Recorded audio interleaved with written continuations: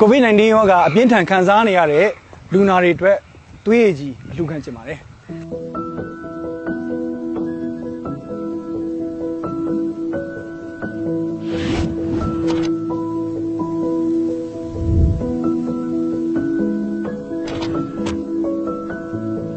ဒီသွေးရည်ကြီးက COVID-19 ရောဂါခံစားရပြီးတော့ပြန်လည်ပျောက်ကင်းသွားတဲ့သူတွေဆီမှာထုတ်ယူလို့ရပါတယ်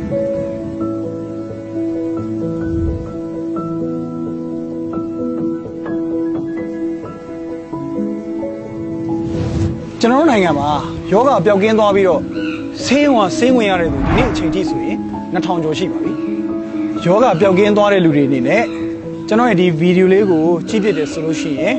သွေးလူပန်ကိုဆက်သွယ်ဖို့တိုက်တွန်းခြင်းပါတယ်သွေးလူရှင်များဆက်သွယ်ရမယ့်ဖုန်းနံပါတ်တွေကိုတော့ကျွန်တော်တို့ဒီဘက်မှာရေးပေးထားပါတယ်ဥပမာကျမက case number ဘယ်လောက်ဖြစ်ကြောင်းဘယ်ဆေးရုံကနေပြီးတော့ယောဂကုသပျောက်ကင်းကြောင်းတော့ပြောဖို့လိုပါလိမ့်မယ်အဲ့လိုပြောမှကျမရေးဝန်ထမ်းတွေအနေနဲ့ဒီအလှရှင်ရဲ့ဆေးကုသမှုမှတ်တမ်းရာဇဝင်ကိုပြန်လည်ပြီးတော့လေ့လာနိုင်မှာဖြစ်ပါတယ်သွေးရည်ကြီးအလှရှင်တွေကအသက်အဖြစ်တော့အနည်းဆုံး18နှစ်ကနေပြီးတော့အများဆုံး55နှစ်အတွင်းဖြစ်ဖို့လိုအပ်ပါတယ်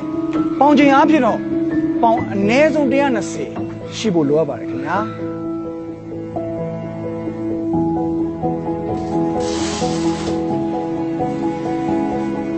COVID-19 ရောဂါခံစားနေရတဲ့သူတွေကိုကျွန်တော်တို့လည်းတစ်ဖက်တစ်လမ်းကနေကူညီကြအောင်အားလုံးကျေးဇူးတင်ပါတယ်မြန်မာပြည်ကြီးကျန်းမာပါစေ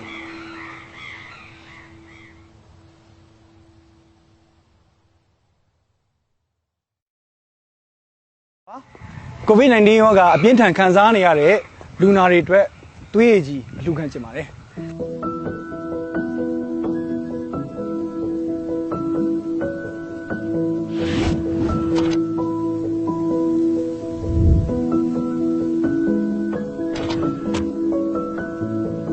ဒီသွေးရည်ကြီးက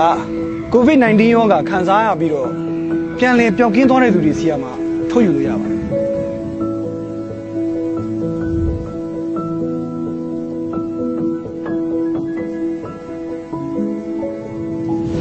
ကျွန်တော်တို့နိုင်ငံမှာယောဂပျောက်ကင်းသွားပြီးတော့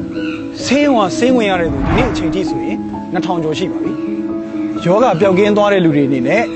ကျွန်တော်ရဲ့ဒီဗီဒီယိုလေးကိုကြည့်ဖြစ်တယ်ဆိုလို့ရှိရင်သွေးလူပန်ကိုဆက်သွယ်ဖို့တိုက်တွန်းခြင်းပါတယ်သွေးလူရှင်များဆက်သွယ်ရမယ့်ဖုန်းနံပါတ်တွေကိုတော့ကျွန်တော်တို့ဒီဘက်မှာရေးပေးထားပါတယ်ဥပမာကျမက case number ဘယ်လောက်ဖြစ်ကြောင်းဘယ်ဆေးရုံကနေပြီးတော့ယောဂကုသပျောက်ကင်းကြောင်းတော့ပြောဖို့လိုပါလိမ့်မယ်အဲ့လိုပြောမှကျမရေးဝန်ထမ်းတွေအနေနဲ့ဒီအလှရှင်ရဲ့ဆေးကုသမှုမှတ်တမ်းရာဇဝင်ကိုပြန်လည်ပြီးတော့လေ့လာနိုင်မှာဖြစ်ပါတယ်သွေးရည်ကြီးအလှရှင်တွေကအသက်အဖြစ်တော့အနည်းဆုံး18နှစ်ကနေပြီးတော့အများဆုံး55နှစ်အတွင်းဖြစ်ဖို့လိုအပ်ပါတယ်ပေါင်ချိန်အဖြစ်တော့ပေါင်အနည်းဆုံး120ရှိဖို့လိုအပ်ပါတယ်ခင်ဗျာ